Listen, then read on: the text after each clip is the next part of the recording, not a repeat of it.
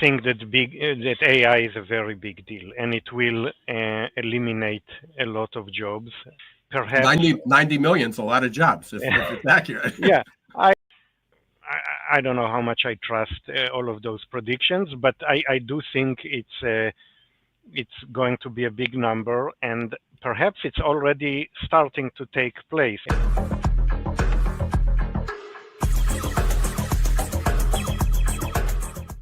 Welcome back, everyone, to the Geeks, Geezers, and Googlization Show, the home of Googlization Nation, where we talk with HR and business thought leaders about the crazy, never normal shift going on all around us.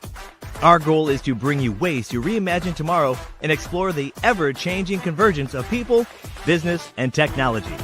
Here is your host, Ira Wolfe.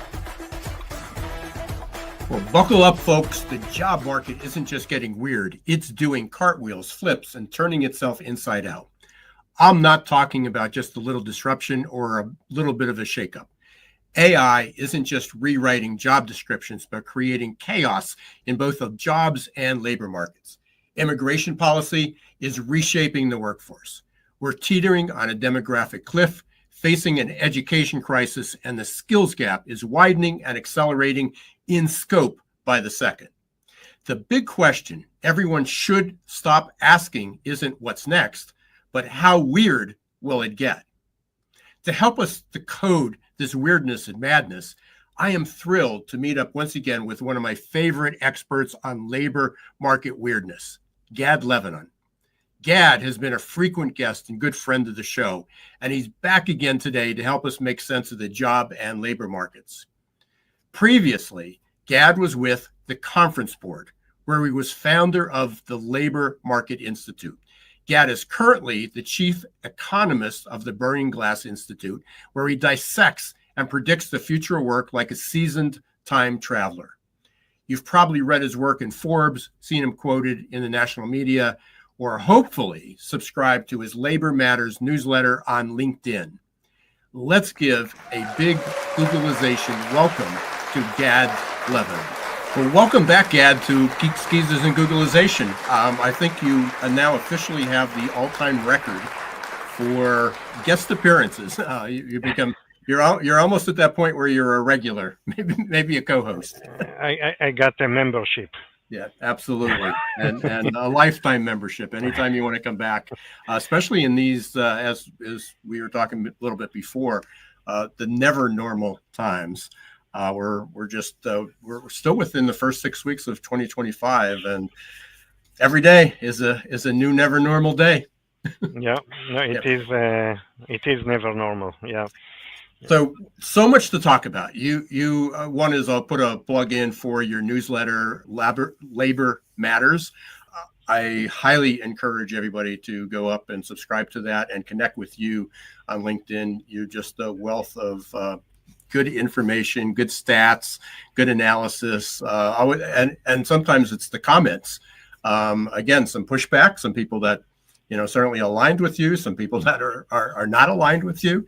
But there's always a good discussion to get a good 360 viewpoint on what's going on. So I encourage everyone to go up after this and subscribe. I'll connect with you and also subscribe. But there's so much to talk about. First, we're going to hit on AI, certainly the labor markets, jobs. But the title of the show is "How Weird Is the Job Market Going to Get?" So I'm just going to throw that out to you right now, and we'll see where the conversation takes us. But how weird is this job market going to be?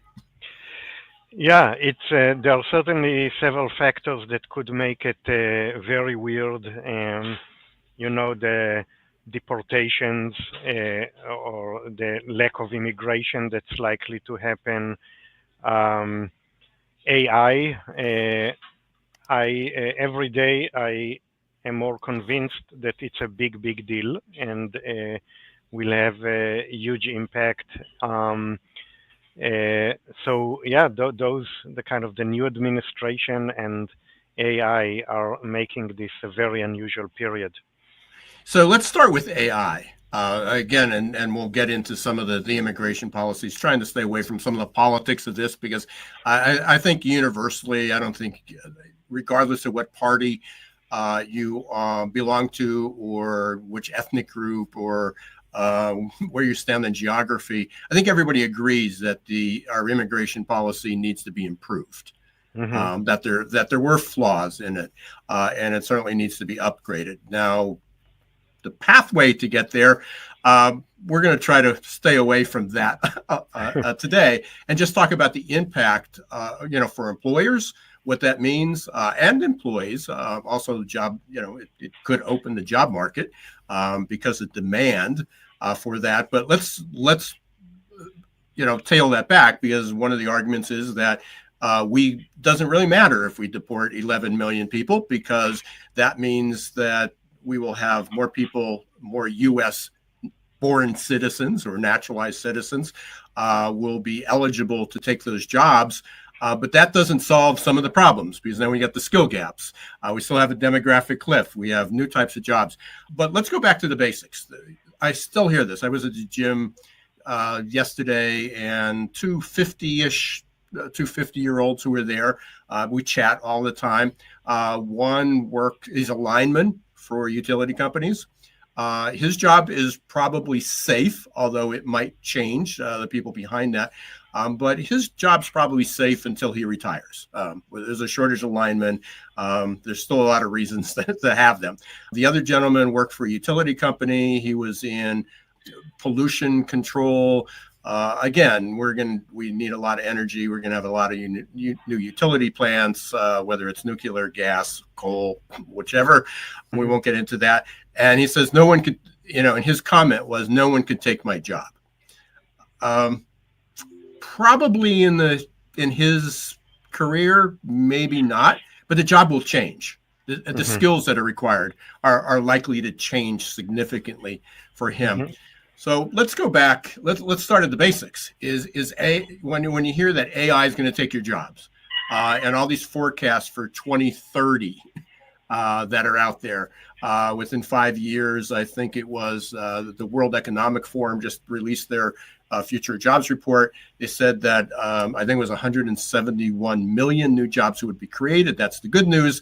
The bad news is 90 billion jobs would be eliminated, something in that range. So everybody's focused on those 90 million jobs, but we're going to create 2 times more, which is what happened in every disruption that we've gone through in the past. But that requires huge skill changes. Or skill gaps. So let's address that. I know there's a lot to unpack there. So let's first talk about this overriding threat of AI in the next 5 years. Let's look over a 5-year span, over 2030. What are you seeing? And then leading into the skill gaps that are being predicted. Just by the way, I'll throw in one other stat just to kind of deal with that. The World Economic Forum has their prediction is that 44% of all employees will have to learn significantly new skills. So again, a lot there. That's the premise of what we're talking about, and that will guide our conversation. So on to you. Yeah. So as I said, I think that AI is a very big deal, and it will eliminate a lot of jobs. Perhaps 90 million is a lot of jobs if it's accurate. Yeah, I don't know. I don't know how much I trust all of those predictions, but I do think it's going to be a big number, and perhaps it's already starting to take place. Like especially in the tech area, there's been a lot of layoffs, and even like overall employment cuts, like a smaller number of workers in companies that are, in terms of revenue, are growing very rapidly. So I think it's certain at this point that AI significantly improves coding and makes the coding faster and other related jobs as well. So we are already seeing fast productivity growth in the past 2 years, and one could debate how much of it is because of AI, but probably some of it already is. I think in the future it is. I've been working with um, O3, which is the most advanced version of ChatGPT. Uh, and I'm quite amazed by this. It's like working with another person. And so I think a lot of jobs and tasks could be eliminated. You know, originally, like until like half a year ago or so, I thought that most of the impact will be in office-related jobs, but it also turns out that AI is having a big impact on robotics. And I think that could lead to also elimination of a lot of manual jobs. You know, in manufacturing, there was a huge uh, elimination of jobs because of robotics up to 2010, and then there was a break. Like there was much less so, but it seems like are becoming more. Robots are becoming more sophisticated, could do a lot of things that they couldn't do before. So I think even many jobs in the manual economy is also at risk. There's so much in there. My mind was just racing as you were talking. Just last night, I was watching a video by from Mo Gadat. I don't know if you're familiar with him. He was head of Google X, was at Google a long time. So he was talking about coding. He said, I mean, he's been coding since he's 8. I believe Mo is in his 50s somewhere, so quite a long time. And although he has said that he's able to keep up with most coders. I mean, he's still more advanced than most. He's unable to keep up if he wasn't using AI. And it still takes that discernment, that critical thinking, that deep thinking to analyze, to ensure that the code's in the right direction and the spot errors and things. But as far as creating it, he said that he cannot keep up with young people who are versed in AI. Although he's a coder and versed in AI, he can't keep up with those who have learned to just do that. And again, the AI is just going to be able to drive that. But what are some of the other jobs? I mean, a lot of marketing has been allocated. So copywriters, designers, it's just incredible, even creating podcasts probably. He was predicting that within, and this was just maybe 2 months ago that video was recorded.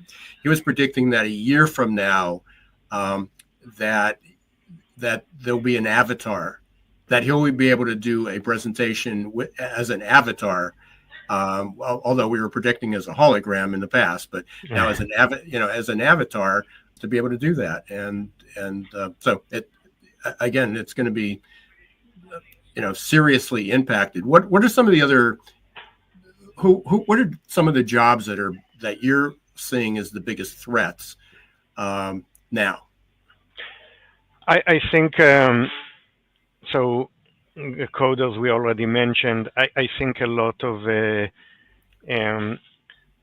office job like clerical and back office jobs that were already automated significantly in the past 20 years. It will be further penetration of AI there.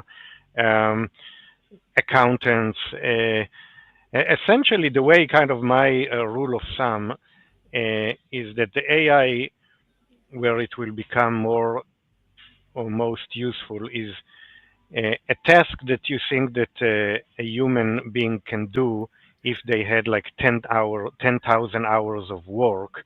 The AI can do that in a few seconds. So those are the tasks that AI can do much faster than humans. That I can give you an example from my organization. So we have a lot of online job ads and online career histories, and we need to classify them by occupation or industry or things like that. That's something that we needed like humans to do that, and then like all kinds of other machine learning where we identify the rules and then the computer executed it. But now it came to a point where you can just give like a job ad to AI and it will understand the context, it will understand everything and will classify it for you. Um, and will do that for millions of job ads in a few minutes. So those are the kinds of things that AI will excel at, and that kind of tasks that where humans could be easily replaced. Yeah, it's interesting. And I was while you were talking there, it just spurred a moment. There was one of the questions I had popped up here was about generative AI, and they said generative AI job postings are up 15,000% within the last 2 years because because it's available. But and this was from a cybersecurity point, so it might have come from I think you might have even been on one of the panels with us with Avanti, which was Hmm. a cybersecurity company. That 80, even though that the generative AI postings are up 15,000%, 83% of cybersecurity jobs are unfilled. Hmm. Yeah. Uh, well, there are a lot of types of jobs that, because um, the usage of AI is increasing the demand for certain jobs dramatically, and cybersecurity are one of them because much more is cyber now, so you need more security. Um, is so yeah, we are also seeing strong demand for certain jobs because of AI. So going back to our original question, how weird is it going to be? Mm. It, it's going to be it's going to feel weird because it's going to be so different. And Yeah. and again, I think we're going back to something. I've been in this space for 40, well, in this space for 30 years, in the job market or being in the labor force for 45 years. And I don't ever remember a time going back to the early 80s that we haven't been talking about skill shortages or Hmm. job skill shortages. Certainly back then, as we knew there was going to be a demographic cliff, but we didn't. But we're here now. But it seems that the skill gap is the bigger threat with that. Yeah. Do you agree? So, so as you know, I've been studying the topic of labor shortages for in the past decade because it was a big deal and reached its most extreme level around 2022, 2023. Um, so I always thought that this is a big risk. Now I am kind of less sure. On the one hand, we have and I'm differentiating between labor shortage and skill shortages. I'll get to skill shortage in a minute, but we have the retirement of the baby boomers, which was the main reason for the labor shortage in the past 7, 8 years. Um, and this is still ongoing, probably for the next 5, 7 years, a massive retirement of baby boomers. Um, so if we didn't have generative AI, I probably would be sitting here and saying that this is the main concern moving forward. But something changed in my opinion because I am now much more optimistic about how AI can impact the world, and I think it could eliminate so many jobs that rather than having a labor shortage in the coming years, we will have the opposite of relatively um, high unemployment rates, relatively slack in the labor market, um, and I'm not sure that this would be the case. Those are two opposite forces that are um, against each other. It's not clear which one would be stronger, but I think like if I 3 years ago I was quite certain that we will have labor shortages. Now I'm much less certain, and I think we should also be prepared for a situation where we will have the opposite of a weak labor market. Um, I but that would mean that a lot of jobs would be eliminated and people would move to new jobs, and um, I think those new jobs will be ones where AI cannot really automate or can automate less, and jobs where we've seen an increase also in recent years. So I would say like two top candidates are healthcare and what's called social assistance. So those are like nursing homes and childcare and um, all kinds of institutions like that. I think those there will be um, less AI disruption in those because the personal touch would be still very important.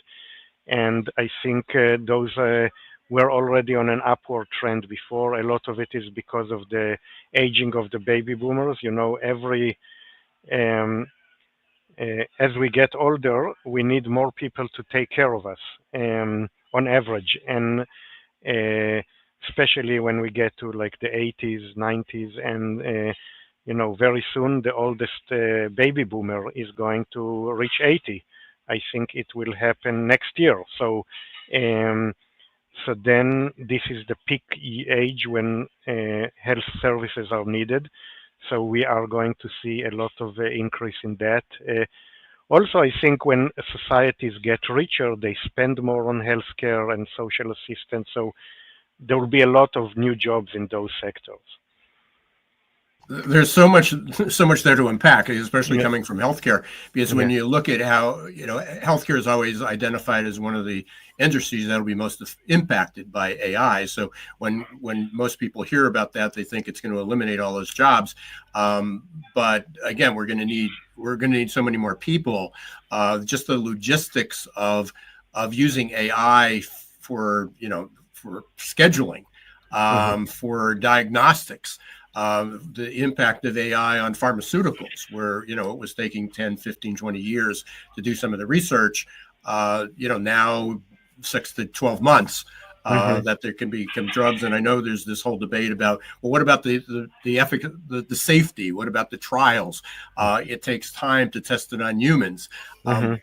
But if the algorithms are that much more predictive, and there's more people in more data in there, then that may help. So I think there's probably somewhere between the 1 and the 10 years, but even if it was cut down by half or 2/3, that's going to be significant. But all that creates jobs, Mhm. because it's like I remember, and again, as an older baby, one of those older baby boomers who's technically semi-retired, but still working and still Mhm. functioning. Mhm. Um, it's it's interesting because I've certainly kept up with my skills where most of my peers don't, or haven't. They're still love their flip phone, and I'm sitting with 15 versions of AI on my browser.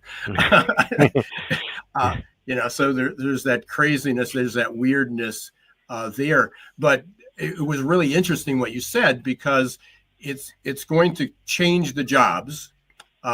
It will create. There's definitely people that will be out of work, but it's going to create a whole new job set that we haven't. Many of jobs that we haven't even thought about yet. Mhm. We haven't even considered. So when you're talking about a less tight or a softer labor market, that almost says that's one side of the story. The other side of the story is there could be a huge demand with a lot of unfilled positions, because the people who are being laid off don't necessarily have the skills, and many, unfortunately, don't have the desire to learn those skills to get the new jobs. Mhm. Yeah. During the manufacturing years, when the elimination of or reduction in manufacturing, people said, well, manufacturing workers can become nurses. And I don't know, I'm sure there were a few, but it wasn't like a major success story. I I think it's easier said than done. Uh, I- Yeah, the the shift in skills, like from so are now a lot of coders are going to lose their job. Are they going to become nurses or social workers? I'm not sure. There will be, I think, it will be a period of difficult transition. Well, but that's interesting, and this I guess fits in line with that conversation about the job skill. So you have a bunch of coders, and again, one's sitting in their basements, or certainly working remotely and doing a lot of coding. But with the shift in healthcare, as healthcare becomes more reliant on the AI, it's unlikely they're going to become the nurses in the framework and format that we know what nursing is. Mm-hmm. But if we have more telemedicine, if we have more remote medicine, if there's more, between apps and monitors and sensors, it's looking at all the other technology that's developing, from 3D printers, 3D printed body parts, to basically monitoring, through different types of sensors. Somebody has to code that. I mean, the AI may produce it, but there's even creating the application. We're not yet quite there yet. And maybe someone like Mo Gadot or somebody on the inside would say, "Oh yeah, we've been there for 10 years. It just hasn't come to the market yet." But it seems that there still could be a market for coders, not in the traditional, you just know HTML or a certain language, but if they can combine that with some AI skills, then it'll be a different job. It's not weird. It's just different when it starts to show empathy. I think it will happen at some point, but probably not in the next 5 years. No. Yeah. Let's shift the conversation just a little bit from the AI and talk about the immigration, because, how does that fit your predictions, your forecast? I won't say predictions, but your forecast. How is that fitting into this conversation of the labor market, demand for jobs, skilled labor, many, many different components? So it definitely works in the direction of making the labor market tighter. It's all a question of the degree of how much, if they deport 10 million people, it's different than deporting 100,000 people. The impact, and we still don't know how many, if it's going to be closer to 100,000 or it's going to be closer to 10 million. And so it's all a matter of magnitude. But the direction is clear. Some will be deported. There will be many fewer border encounters. Fewer people will cross illegally, and that will impact especially the types of jobs that rely on undocumented workers, and in the locations where they are. So, in many parts of the countries, they are a small percent, but in the border states, in Florida, New Jersey, for some reason, New Jersey is full of undocumented workers. I don't know why, much more than the states around it. In those areas and in occupations like constructions and agriculture and maintenance and cleaning, those are undocumented, are a significant part of the labor market. So I think there will be a shock now in those occupations. I don't know if a huge shock or a big shock, but they will see supply of workers declining significantly, and that will create challenges there. When you talk in New Jersey, it was interesting to me as well. And until you just mentioned that, is curious why. Certainly tons of construction, especially the northern parts of New Jersey adjacent to New York, migration of a lot of people from the city, New York City, over to New Jersey, a lot of businesses, so a lot of construction. So I assume that could be part of that, though construction certainly been heavy on the immigration. Maybe you have some research that can confirm that, but also hospitality. I mean, you look, the Jersey shoreline, all the way almost to the city, but certainly down central part of New Jersey, southern part of New Jersey, is all hospitality. It's all driven by Yeah. that. And again, Yeah.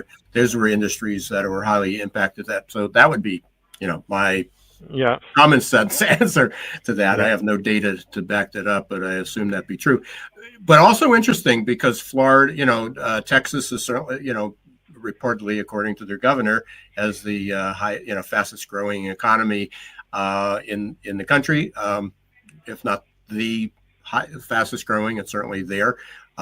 With the emphasis on AI, we need more data centers, we need more utility, more energy.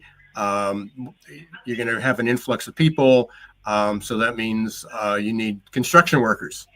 Mm-hmm.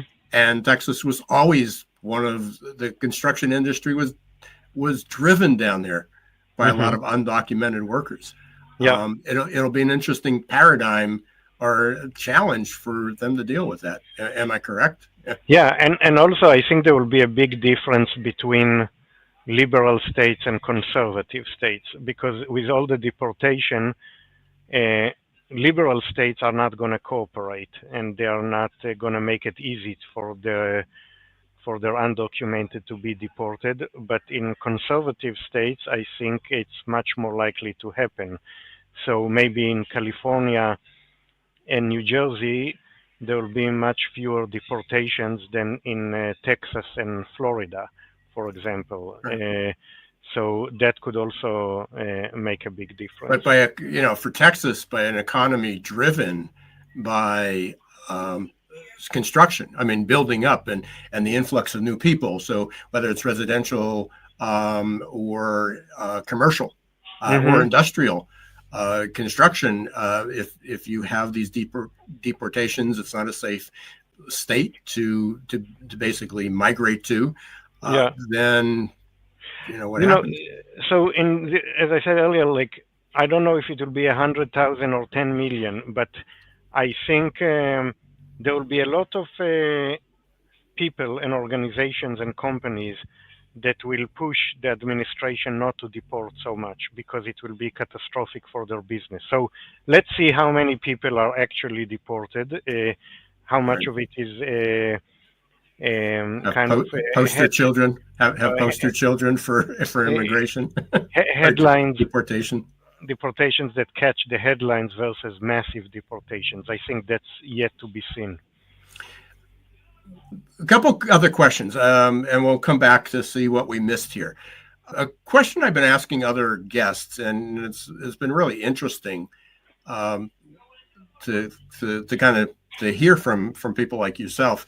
What's the biggest myth about the future of work, whether that's labor or jobs, that needs to die, like right away? So I don't know if it's still a myth, but probably I would say like a decade ago it was a big opinion, I would say, or view that the gig economy is likely to take over the world. I remember even um,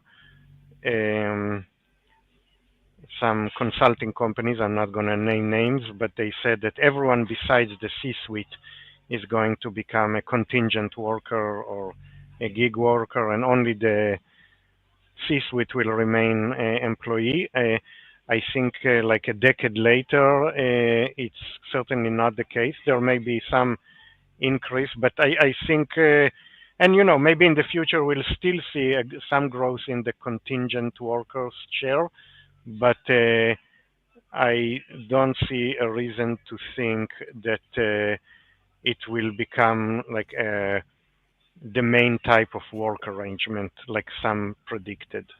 So, I mean, there's also been this push, and there's two parts of this question, coming from the going from return to the office versus the remote work, and we saw this huge shift. Is the current initiatives, the current mandates, do you see that as a blip, or are we reverting to, are we really going back to office workers, commuting every day? I we definitely not going to pre-pandemic levels. Like the share of remote work will definitely remain higher. But I am not surprised that we are seeing a lot of return to office happening. And the reason is that um, I think many companies want to avoid the perception of being like, I would say, soft or not ambitious.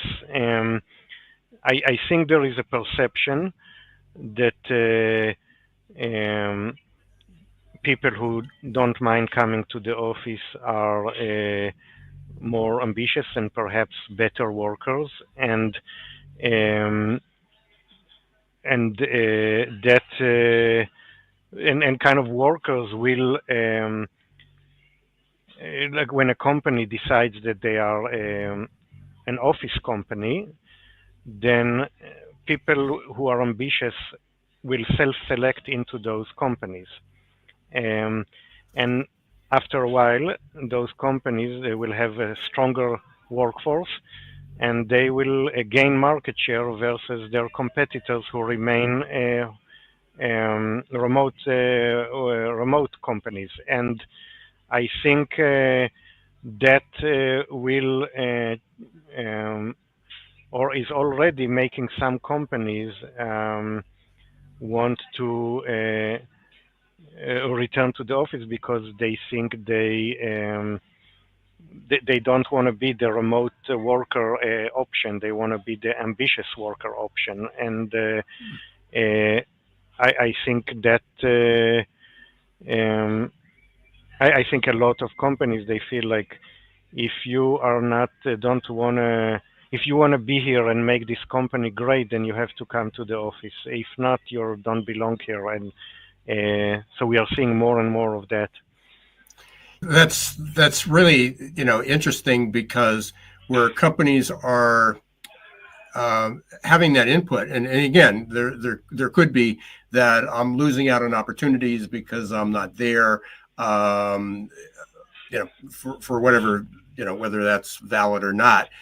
The reverse is, and again, playing the devil's advocate on that, is do the companies that go to remote or go to a mandate of return to the office 5 days a week, which brings up a distinction, by the way. We talk about remote work and then there's flexible work. So flexible work is that you don't have to be there 8 to 5. If you have childcare issues or you need to take off for a day, you can work remote. But we do desire that you're in the office most of the time, and especially there for important meetings. And I'm not sure remote workers had a problem with that. So I want to distinguish between remote and flexible. But if you require that as a mandate that you have to be here 8 to 5, 9 to 5, whatever it is, 4 or 5 days a week, then are the companies at risk? Or maybe this is something you need to follow in the future. Are the companies at risk for losing their top talent? And the people who have nowhere else to go need a paycheck. They can't afford either because their skills aren't up to par. Maybe their partner or their spouse has issues that they can't move to a new location, whatever it is. Do they risk losing the talent? And what they're left with is kind of average, mediocre workers, people that are near retirement that aren't ready to kind of chance being put out the pasture. They definitely will lose some talent, but I think the way they perceive it is that the best and most ambitious workers are going to be willing to come to the office, so they are willing to live with some of the talent that they are going to lose. I think it also depends a lot on the industries, like industries that have like high level of competition between companies. There we may see more of return to office than industries where there is less competition, like you mentioned earlier, utilities, for example, or companies that operate in one location where they are like a monopoly in that location and have less competition. Maybe there we will see non-for-profits maybe there we will see more remote work than I would say in like the kind of the cutthroat industries with the high levels of competition. Well, we see an impact from the, if the Doge um, mandates go through, at least partially. Will we see how much will an influx of federal workers into the marketplace shift the labor markets and job markets? I so first of all, I think this would be a very interesting period for the DC area. I think it may be the first time that like a major metro area would see such a change in demand for work. Like, we had that in during the manufacturing shrinkage period, we had a lot of cases where, a small town had a manufacturing plant and then it closed. But I don't think we ever had it in such a short period of time in a major metro area. And I think we may be having this first experiment now in the DC area. So I think the DC area would be significantly impacted. A lot of people would lose their job or quit their jobs in the federal government and look for other jobs. It's not a good time to look for a job now in the DC area. I think other areas, some will be impacted, but the federal government, like the probably amount of workers that eventually would lose their jobs is probably, I don't know, I would be surprised if more than like 300,000 people would actually lose their job. And so I think nationally, over like several years, 300,000 is not a big number. So the overall impact on the U.S. economy would be limited, but in the D.C. area, it will be unprecedented. Yeah. Let's start our kind of wrap up here. I asked you, what's the one thing people didn't want to hear? You probably have more contact with senior management leaders, working with the company.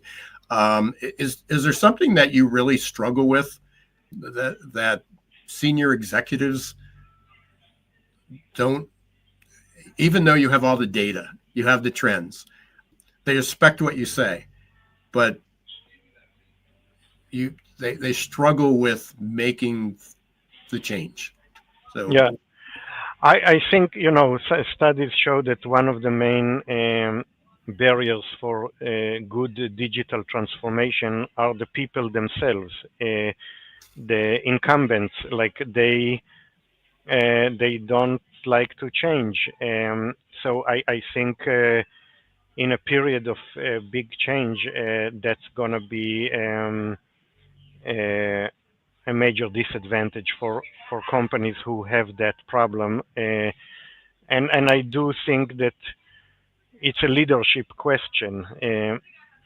If the C-suite or even the CEO don't think that a change is coming, it will be very hard to have a significant digital transformation in the company. And I think in many cases it will come with a lag. Like some leaders will not recognize that a change is needed quickly. And yeah, I think a lot of companies will hurt because of that. Yeah. This question came up, and I heard this on an interview. I wish I knew who. I can't remember what station I was listening to. It was in the car. It was a radio. It was streaming. But they commented on something that an economist, Robert Solow, had said like in the 80s.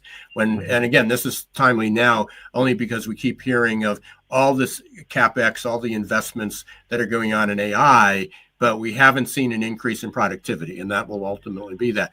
But when computers came online, back in the 80s, the statement was we're not seeing a jump in productivity. We're seeing an increase in GDP, but we're not seeing an increase in productivity. Mhm. Are we at that same stage now?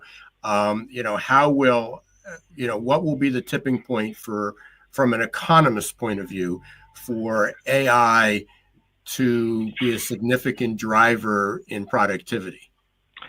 So, it may already been happening. So productivity in the last year or two has been growing quite rapidly in the US, much faster than I would say the decade before the pandemic. Um, so it may already be happening, and the future is hard to forecast.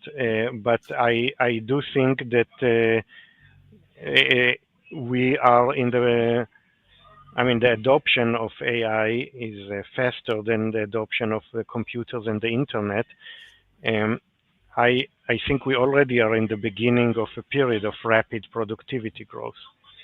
Yeah, that's amazing. So I can't imagine, again, and I know this only affects a portion of the population, but so far everyone's saying that the AI, the NVIDIAs and the all the related companies are are going on the hopes that there will be productivity gains.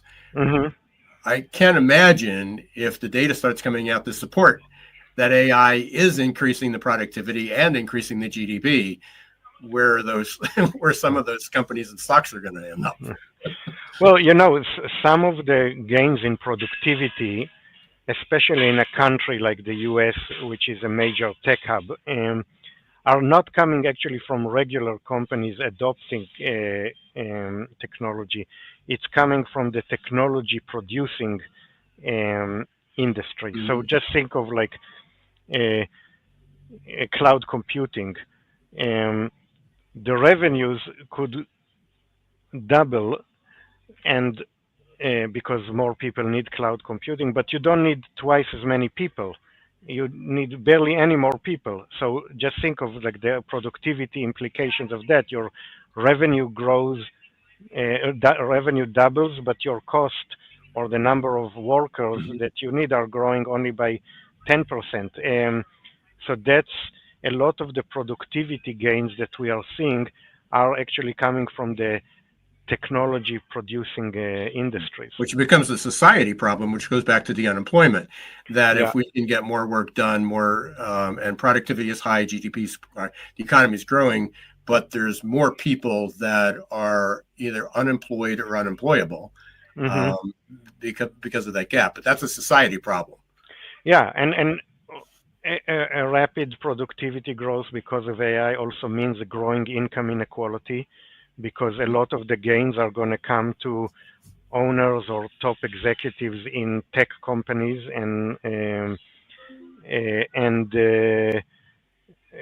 yeah, so we'll have probably an increase in income inequality. I also regionally there will be some areas that benefit more from it, and we talked about in the past about the Midwest. There's very little tech in the Midwest, unfortunately. Like manufacturing went down, but tech didn't come to replace it. Tech went elsewhere. Um, so that there will be some regional implications as well. Yeah, unless they get data centers. So, Yeah, so a lot of open space yeah, to build yeah, data centers, for sure. Although they don't have a lot of nuclear plants nearby, yeah. out there to put back online. Uh, One last question. My kind of closing question is there something that we should have talked about that we didn't? Yeah, well, I don't think we have time to get into it now, but You're DEI welcome to is come back anytime. DEI. There is a Right. major trends there, both in the workplace and education. Yeah, that's definitely a big topic. Well, I'd love to have you back, and we'll continue the conversation on DEI. And I know you just wrote a great piece about the higher education rankings, which sort of got Yeah. into that. And I know you've had a lot of other input on that, and certainly that's a huge issue of being able to adapt for that. Gad, it's always an extreme pleasure to get your updates. And again, there's so many things I hear, and it's like I'm gonna I want to talk to Gad, get his opinion on it. Yeah. How can people, I mentioned earlier about your newsletter, LinkedIn. Is that the best way for people to get in touch with you? Yeah, both LinkedIn and also check out the Burning Glass Institute webpage. We have all our new research and things there. Yeah, some excellent white papers that are up there and some monthly updates.